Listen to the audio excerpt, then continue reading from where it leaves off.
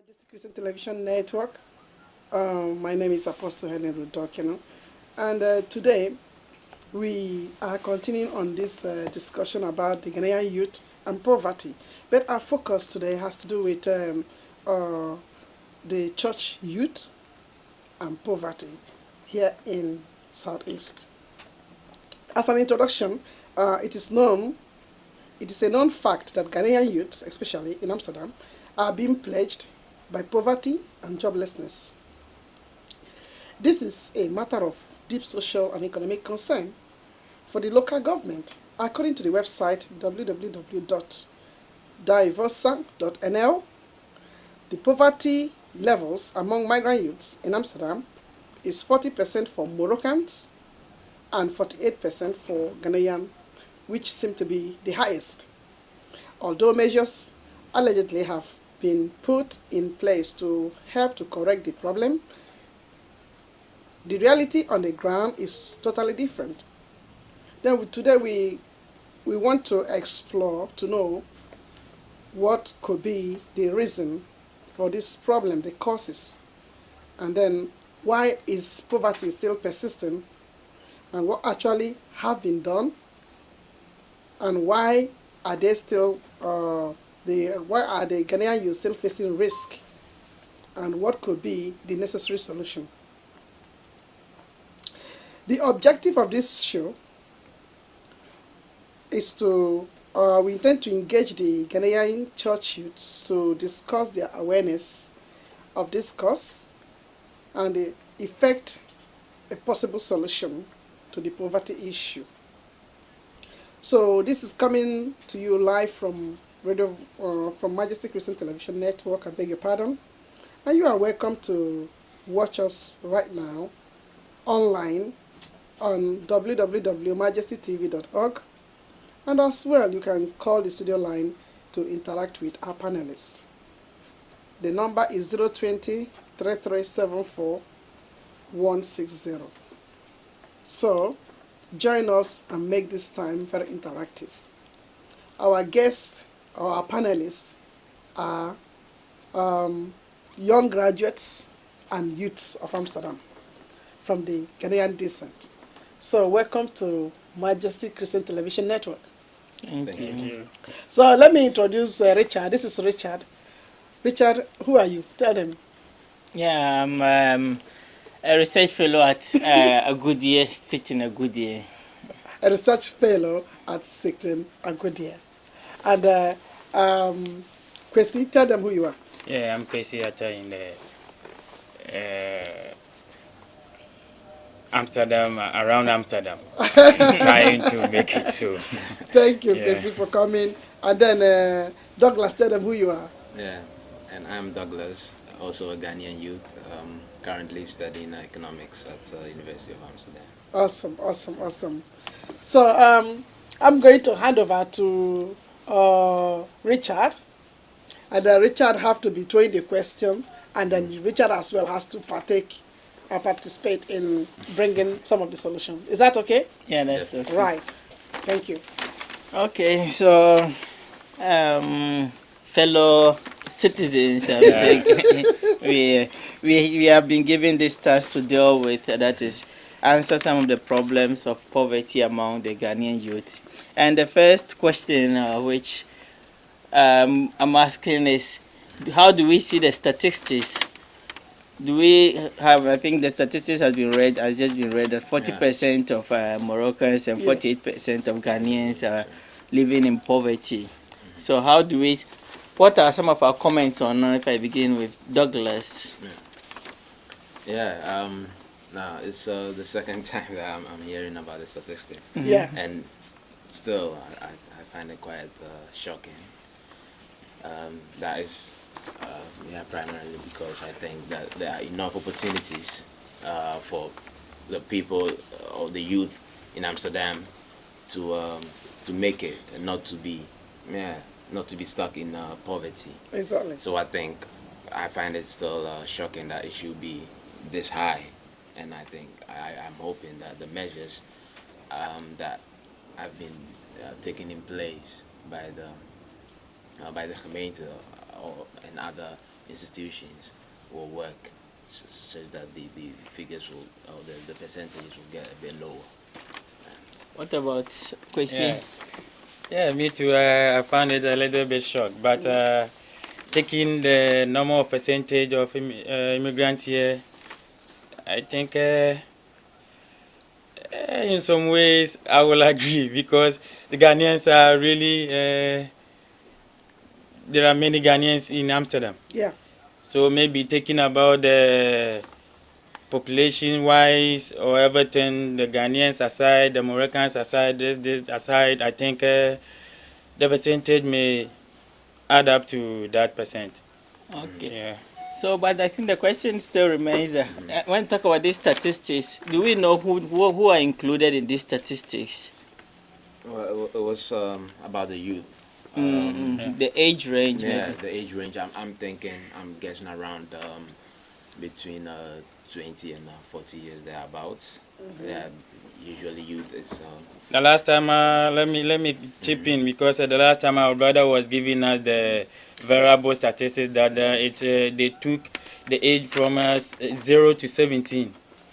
0 to 17, because from that age you still be under your parents, because here when you are 18, it's not like Africa. Then when you are 18, you are above something like you are independent. But when you are below that age, you are still below your parents or something like that. So that is where they took their statistics from. Yes. Yeah, I think the legal working age is around 15. So Yeah. So it would be logical if it would be difficult to say that people between like 14 and 17 are living in poverty.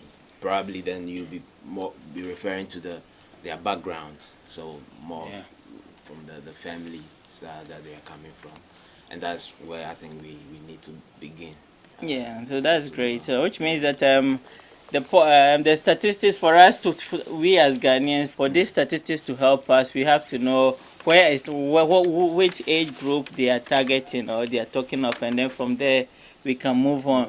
So from taking it from 0 to 17, it means that if we are looking at our parents and living with our parents, so how do we say our parent? Looking at the age group? Yeah. If the age group, it means that 0 to 17, we are still in our houses. Do we, as youth living our parents, do we see this kind of poverty in our lives? Yes, that's a very good question. Yeah. Douglas, maybe begin Yeah. from, and before I think that we probably do see it, but probably don't experience it as such, because of it would depend on the definition of poverty in those terms. I think my general understanding of the poverty, but I don't think that is what is being referred to here. I think that was that people were living with a budget of around $1 a day or below that amount. I don't think that's the situation that we have here. But I think if you consider the standards of a developed nation, when you're living around the minimum income, with the minimum income, then you're probably talking about poverty in that sense. so maybe with Kwesi, if you are to answer the same question in this way, have you, since you've been in I don't know how many years you've been here, but since you entered Amsterdam, have you actually experienced in any way in your own mindset or how you perceive poverty? Have you ever encountered it in any of the Ghanaian community or in any family that you maybe can give an example? Yeah, talking about this issue, I think the percentage range that we are talking about, but let's take it as we have a certain percentage that from that age to they can work. They only have to be depending on their parent. So that group, they have to only dependent only on their parent to. You have to take the salary or the minimum wage or whatever of their parent into an account, because we have some age that you can go and find a job, or even if they give you €2 per day or per an hour, it wouldn't be like not giving anything. I mean, when you are given a chance, you can do one or two things with it without depending much on your parents or depending everything on the government. So that group too have to be, put aside. Then we take a group that they only depend on their parents. By doing that, I think then we will take the parents salary wise into consideration on everything. Then we go ahead with it. Yeah, coming back to the question about whether we have experienced it ourselves, I'll use myself as an example. Yeah, when I and my brother came here in 2007, my mom was having to work two jobs to provide for the family, and she also had other things that she had to take care of also as well back home, and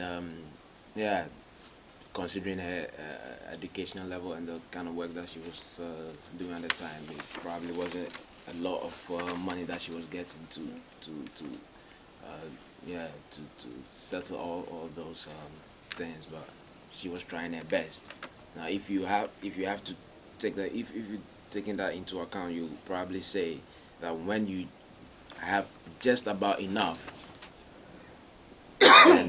then you probably okay. But when maybe you're struggling and every month you're having to borrow money to survive, then obviously then you find yourself in poverty. And that's what I think is the situation here. Yeah. So most of the families. But when was this statistics came out? What year? Because when you look at the olden days, our people that they came here early, it wasn't like this. So most of them, when you step here today, in few days, you might get one or two things to do to support yourself, or so they weren't thinking much to go to school or something like that. So they were always doing cleaning here and there, minor jobs. But let's take our youth today into consideration. You will see the youth that they are really making it into the system. They are really doing their best, because when you look at their education level, everything, you will see that they are making it. I think what you are saying about the issue of poverty and then taking those times into consideration, actually we are looking at those who figure as residents in Amsterdam, not those who don't figure as Amsterdam residents in Amsterdam. Those who are registered in the gemeente or in the Stadsdeel. Yeah, so if you are registered in Amsterdam as a resident, then these statistics will apply to you. So maybe in those days they didn't have the documents, and then they did any job that was available, and you have to know that was a different time when there were a lot of jobs available. So they were employed easily into these different jobs. So that was that time, and that time they were considered as illegals. I don't know what that term means, but they were considered as illegal. So being considered as illegal, you were not actually you were counted on a different level. So, and that time too, you have to ask if they were to consider that particular time. Definitely, they would have said they were still in poverty, because taking the illegal, how they were living, or maybe exactly. crowded in a house or something. Exactly. These things they consider them as living in poverty. And I think also the household issue about these statistics is important, because maybe, as Douglas was saying, maybe if your mother, if you have only your mother working, and you are 2 or 3, the income of your mother might not be so much to take care of the 3 of you as you might wish to have. Exactly. Yeah. So taking that into, maybe you are also studying full time, and studying full time means you can do some few hours of job, and adding to that of your mother might not be enough to take you out of that poverty level line or level. So that is one thing that But I think it's important that we look at the statistics very well. Yeah. I think that just saying that there is poverty is not enough. I don't know what the definition, their understanding of poverty is. Let me come in a little bit here. I think when they talk about poverty, it could be that they have looked around and then they feel that the Ghanaian community, even though they are the minority, they are within the minority group, they are not providing, the youths are not living according to the lifestyle they may want them to live. Like those who are Dutch citizens or those who are from the other ethnic groups, could be that they are able to have whatever they need. They are able to wear the sort of clothes they want. They are able to go on vacations at their own time.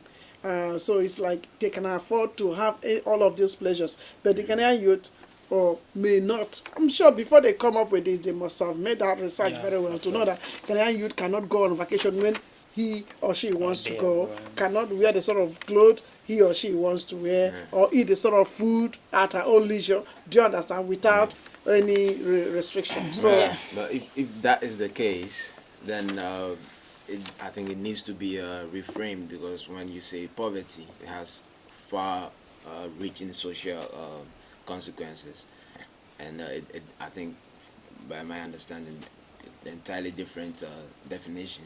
That was why when I started, I said that maybe the situation is substandard, but not necessarily not necessarily to be considered as poverty. Because I like, coming back to my example of myself, I knew that we weren't rich, that much I knew, but I never felt like we were living in poverty as well. So that is something that I think we need to take into account, because I know that we are not in the situation that we have the similar standards or similar living conditions as other groups yeah. I in think the it's nation. true. But we still probably don't feel as helpless, or we have our different pleasures that we have, probably in vacations or other pleasures.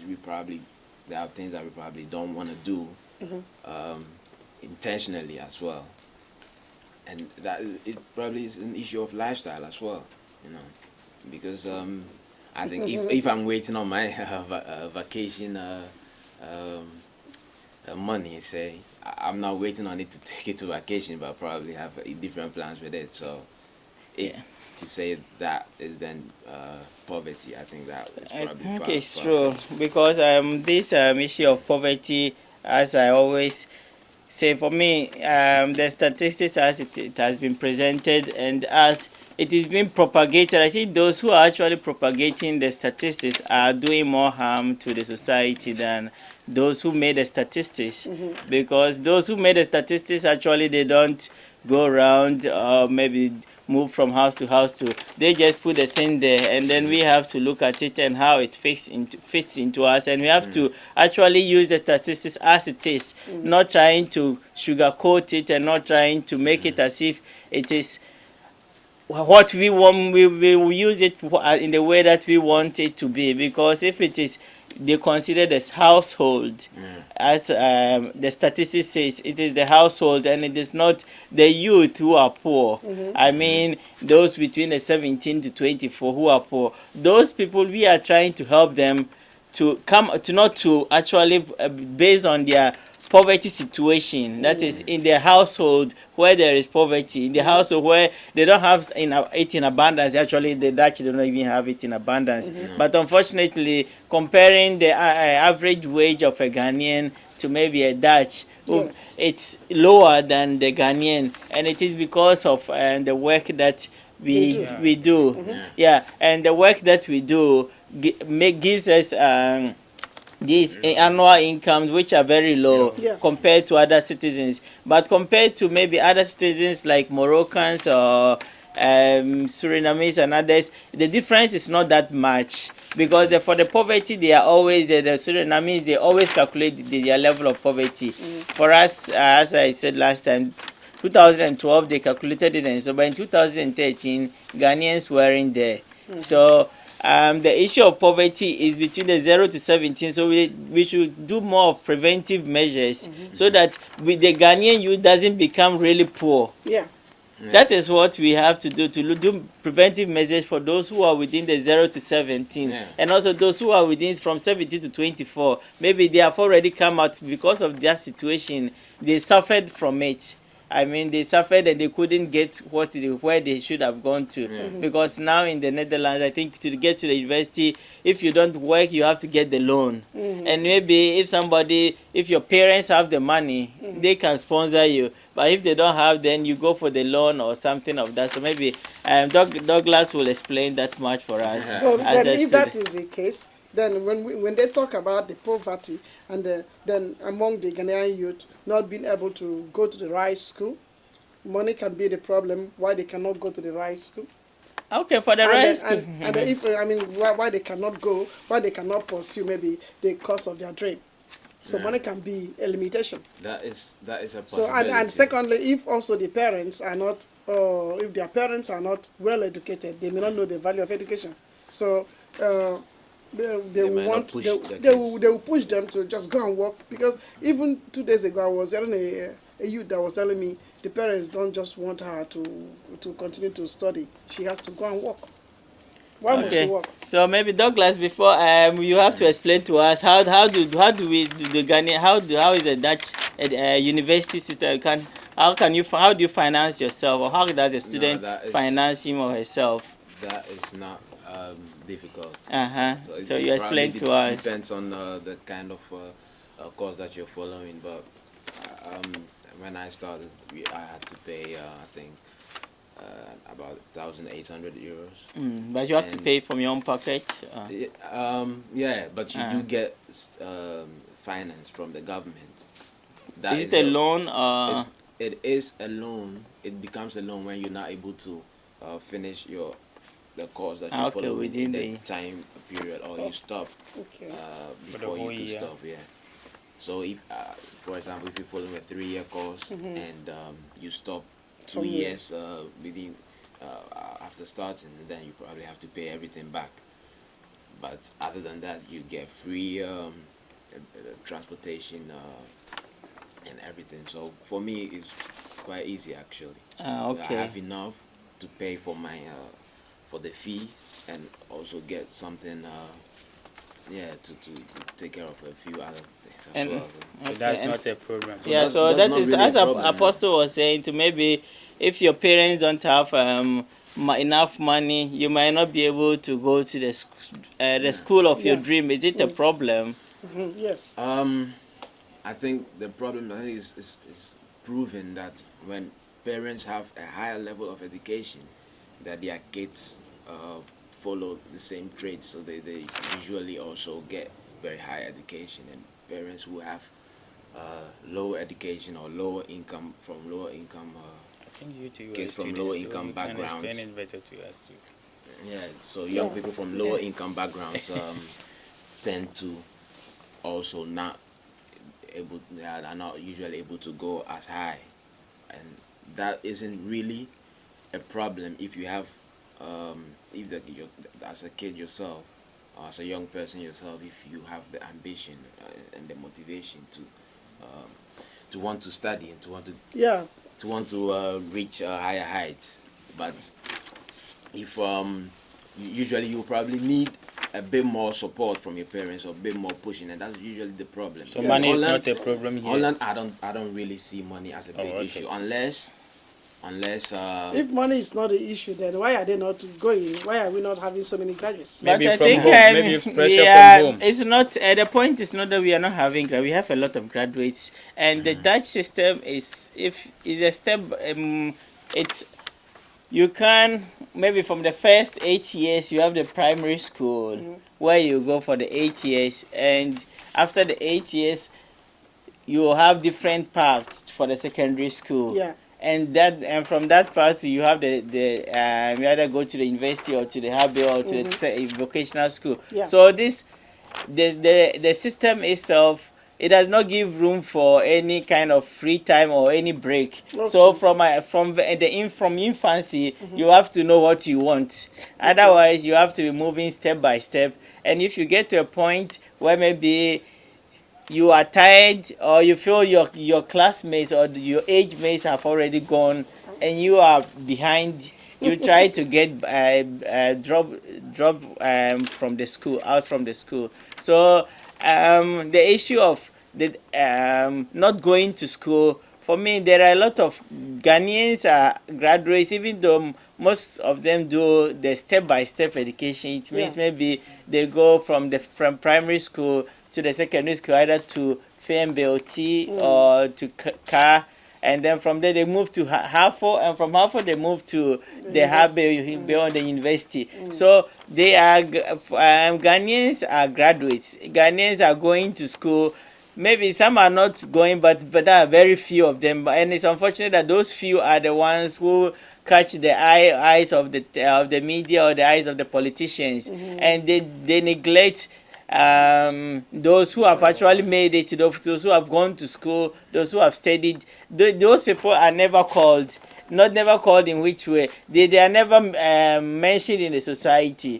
They only mention the street, people on the streets, doing drugs or selling. So from what we are doing here now, then are we sending an information to the committee that there is no poverty? There is Are we so?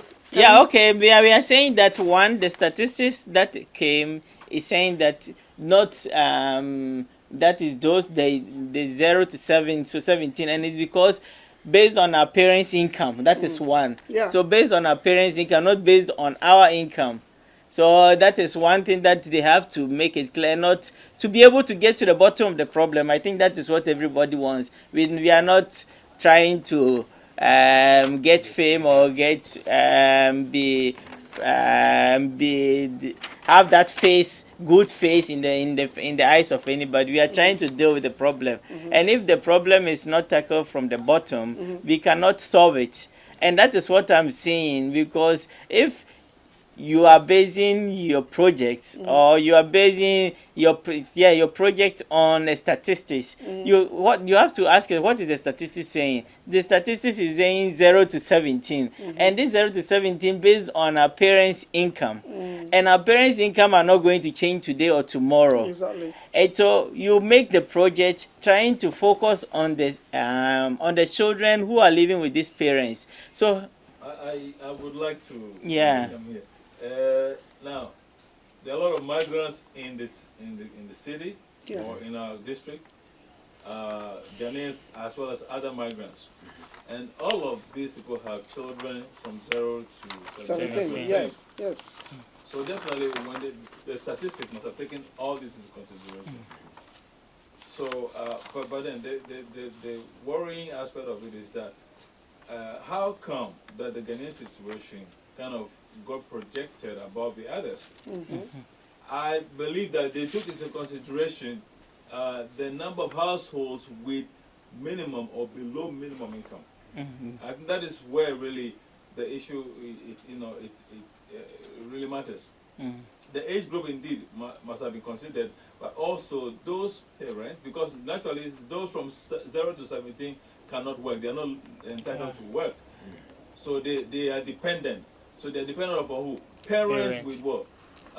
Minimum income or below minimum. Yeah, low income. So, and it looks like the Ghanaians, probably the majority, fall within this income bracket, so to speak. So that's the parents fall within. Yes. Yes, exactly. So I think that gives us a picture of the Ghanaian situation in contrast with other migrant families. Yeah.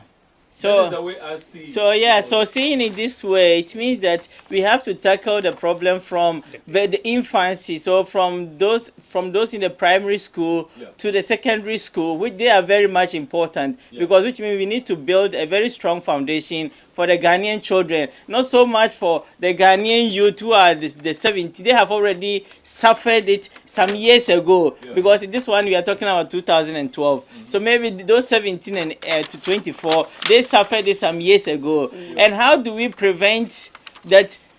Because as we know that if your parents are living below the poverty line, below the minimum, it is the probability of you suffering, not being able to get to that higher level is high. Yeah. So how do we help build a strong foundation Well, for the youth, for the children? So that is where my point is, and that is where the projects I'm seeing going on is targeting 17 to 24, 17 to 24, mostly targeting the youth themselves, but they should target the children, so that we have to, from 10 years to come, from 20 years to come, we have Ghanaian youth who will be Better very potential. strong. Yeah, so we have to look to the future, but since we are looking on to the in the present, Present, yeah. and the what caused the problem is not the present, but is the future of the children who are there, who are in the primary schools or who are in the secondary schools. So that's my whole problem about the thing, and that is what I am seeing being propagated everywhere. That is the youth. Our youth are poor. Our youth are poor. Our youth are, have. So you see, the projects are budgeting for what? It's for- Yeah, because those who have the problem, the money should go into the education, not into budgeting, because maybe they are buying a lot of clothes, they are buying a lot of things. Who is not buying things? Who are those youth? Are they the Moroccans who are not buying things? Or because those things that they are buying are from them, not from their mother's income, and it's from their income, their own income. And if you look from Yeah, but let me come up here. Yeah. Like those people, you made mention of the Surinamese people and the other Moroccans. If you look at the statistics and you look at, even without taking statistics, you go to work, you will see that, oh, those people have better job because they are speaking the language.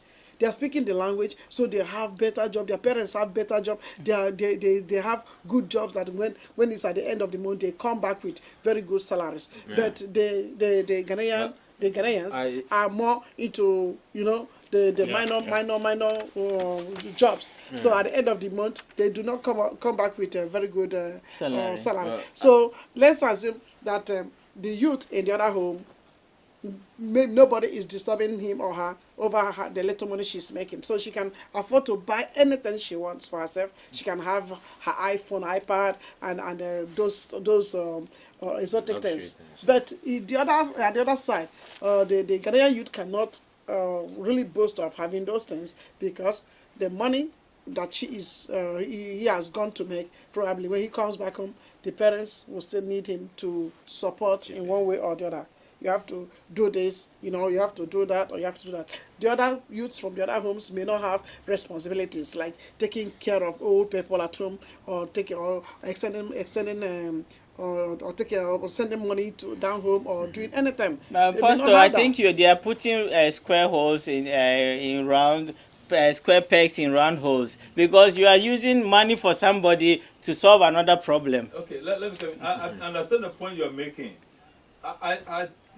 My impression is that what is being done at this point is to create a big awareness about the problem. Yeah. By getting NGOs and all kinds of ethnic groups, organizations involved, to make known the problem. Now, I believe the issue is that once we know, then we have to decide for ourselves how to make sure that we don't perpetuate this problem, or we cut it off at some point. You see, I don't think they really want to remove the poverty problem, because there's no way any government can remove poverty. No, but I think they can stimulate people to begin to think about arresting that, if not immediately, at least in the near future. Yes, exactly. Right. So I think if we look at it from that perspective, then we can positively begin to look as a community to see how to make sure that, hey, our children don't become, dropouts, or they don't, get a tail end of the stick, so to speak. You see, so I want us to, because I don't think that they are trying to solve the problem now, I think they only try to make noise about it so people know, hey, what's really happening.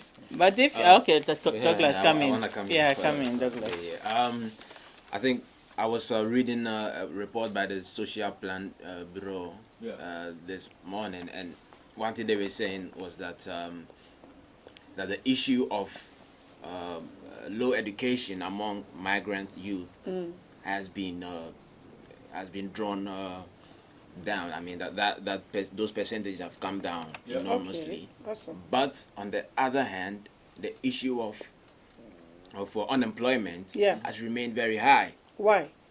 Exactly. That's the questions. So there's a huge focus on education, on education for the youth, and I think the youth these days we can say that the youth are still getting higher education, and the dropout levels are Reduced. minimizing Yes. by huge amounts. Yet the unemployment levels amongst the youth of migrants, amongst the migrant youth, has still remained very high, and that also is part of the issue. Yes, exactly.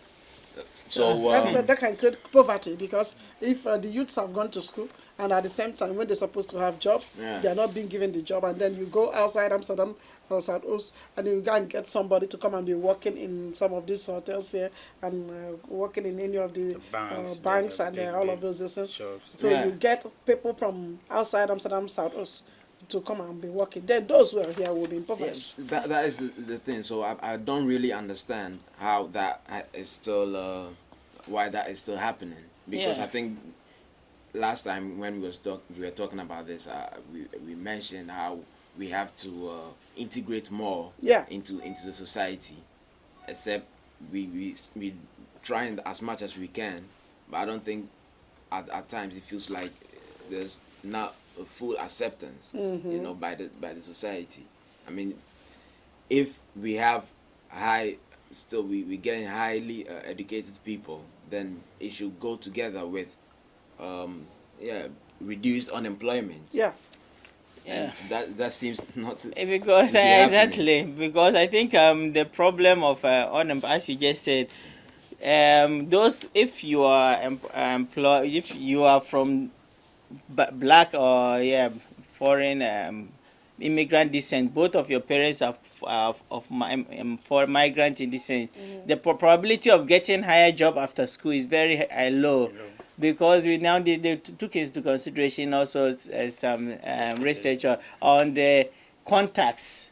Because if your parent is working in a low job, he or she or they don't have more the contacts contacts, yeah. of higher level. So how it is true that you have to put in your application and you are employed, but that level is the formality is there, but also the back doors and also not the actual not back doors, but the contacts are very important. So how high are your contacts? So that is one thing that we are going to struggle with, and that is what, if they really want to talk about the youth, as I made mention last time, that many youth have gone to university and they are working below their level, and these projects that we have is not dealing with it, but it's dealing with more. They are trying to, it's kind of criminalization, just like what they brought, the law that they were trying to bring about, the criminalization of illegals. So they are trying to tell us we are poor. How can you come? I still don't get, because So if that is the case, then the youths ought to come out in their fullness, in full figures, to come and say, okay, we don't think this is this way, or we don't think this is this way. But here, when you just call a youth and say, come and let's discuss issues like this, you see them just shying away from the whole thing. Yeah. So if you shy away, you don't come out to talk when you're supposed to talk. Then who is going to talk for you? But I think, Apostle, I just also, as I still do my research, I still go, this whole project that they call Seven Zebra or what, I learned it was run by people outside Southeast. Oh, really? Yeah, those who the Seven Zebra, they call Safer Zebra. They came outside Southeast. How can people we still have that colonization theory or that modernization victimization theory of always trying to put the blame on those poor people, trying to put the blame on on those who actually have to come out of it, because we have a lot. If they really want to solve the problem or tackle, couldn't they have found people, experts within Southeast, to sit down and plan? And also just before, because if they came from outside, they should have done a bit of more research into the situation, because you are talking about the youth coming in. It is just they have already cooked the food, and they say you come and eat. The youth is say I don't like this food, and you are forcing me to eat the food. It cannot. So let me ask you this question as a priest. Have you noticed poverty among the youths in the church? Is there any way it reflects among the youths in the church? You go to church. In the church, in the church. Is there any way you see youths being reflected as poor in the church? Yeah. For me, I would say no. What are your reasons? Yeah, because although the youth, when you go to church, you don't see them paying more taxes or whatever, but you see their activeness, their appearance, their dressing, their everything. I will not take it as they are poor. Because when you consider them, when you ask them their background, their education background, their jobs, everything, you see them that, why are they saying they are poor? So that's the question for me. I don't see it as that. Yeah, I think you can say that maybe within the church, whether the youth are poor. Actually, then I would. Is there any way you notice it? Actually, physically, it's difficult to notice, because Ghanaian make my on Sundays for me. I call the day of the Lord, so I put on my best. So so you cannot notice on Sunday. So on Sunday you cannot see. But if you really want to examine it, it goes beyond seeing on Sunday. Exactly. It goes beyond, because it moves into when youth have programs and they are not able to get finance for their programs, then that you can say collectively there is, because these are programs which are social cultural programs which are going to help them to integrate well into the society. But if the churches do not have enough funds to sponsor this youth, then there is poverty in the church. But so these are the things that you can consider, that whether the youth, if you really want to consider poverty in the church, because the church is totally independent, and the church is taking care of, has to organize programs which put into consideration the youth. That's why still they say that the churches are still focused on the parents, because actually that's where much of the money, the resources come from. Most of the resources come from the parents. So the church wants to concentrate on the youth, but doing so means losing the money in their coffers. So that's why I call for a collaboration from the state. If the state has a problem and the state wants to deal with it, then the state has to come out of its shelves, out of its pride, and then accept that the church has come to stay, and it is going to grow from strength to strength. And most of the people in the society are in the church, and they have to go there to find them, or if not go there, open their arms for the churches to come in. Thank you so much. Well, those of you who are watching this broadcast in your home, in your office, or maybe wherever you are, in any of those modern devices, try to give us a call on 020-337-4160. I repeat, you may give us a call right in the studio, because this is coming to you live on Majesty Christian Television Network. So on our studio line is 020-337-4160. You may interact with any of the panelists. Remember, our topic is on poverty among the Ghanaian youth, and we are looking into the youth in the church to analyze if really there's poverty among them. Yeah. So yes, I want to ask you a question, Apostle, because I'm not really sure if the church has, like he was saying, has an interest in helping the youth out. I mean, the church is a religious entity, but also a social institution. Exactly. And it has that responsibility to towards the youth in that sense. Yeah. But I really wonder if there are any initiatives of any of the churches in Amsterdam to tackle such issues. Issue of poverty. Exactly. You know, just like it has been said, when the youths come to church and then they have come in their flamboyant dresses, you may not be able to know which youth is not is living in poverty until you visit their home. Until you visit their home, even when you sometimes you pay a visit to their home, the parents have a way of using eye to talk to them, and then they cannot really say. So it's only when it gets offhand that they will now come, maybe they will come privately without even their parents accompanying them. They just want to they want to explain their problems. But actually, I've not seen any one of them who came boldly to say, Mama Helen, my problem it has to do with the fact that I cannot pay my school fees, I cannot do this, I cannot do that. But they may have other problems that burden them in their homes, which they may want to share with you as a pastor. But they will not talk about the issue of their poverty.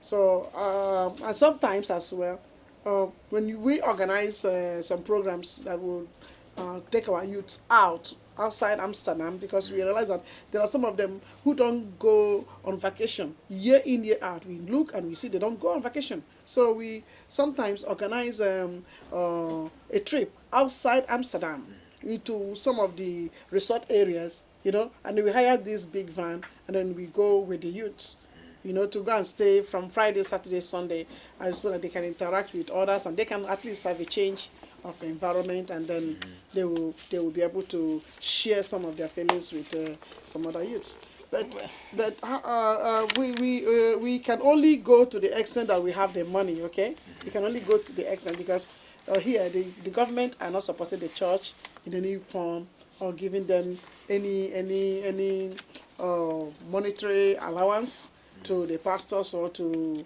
the church as an entity to help to cater for a few things. So the monies that come to the church comes only through the raising of the offerings and the tithes. So the church cannot go to a very high level in giving that support.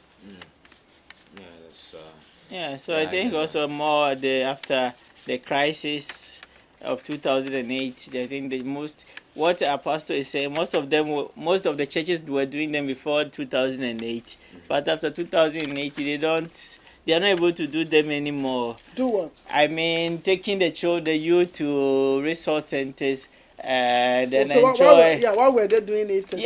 Before 2000, that is the crisis affected the members of the church themselves. yeah, so, like ours, it's true. Yeah, so that the crisis affected them, and then some also left the country, so they don't have much money to do so. And also maybe some of the youths talk about priority of the churches to maybe using some of the money to maybe buy air conditioning, which is never used. Example in air conditioning, which is never used in here, but buy air conditioning, which costs about 20,000 or so. So churches, they can also prioritize some of their expenses in such a way that the youth can fit in somewhere. Exactly. When the youth come up with a very powerful program that can benefit them, but unfortunately, when you see them in churches, they are just throwing their weights around and only flipping. Young people are usually very disinterested. So what do you say? The young people are usually very disinterested in a host of things, even in their own education. So that there needs to be a push from somewhere, usually to help the youth. I think that the push has to be from the youth pastor. Then the youth pastor, because the youth pastor. We are going on break, but I don't think you're the youth pastor. So we run up now and then go for a short break, and when we come back, we continue with the topic on poverty and the church. I think it's interesting. So see you soon. Thank you.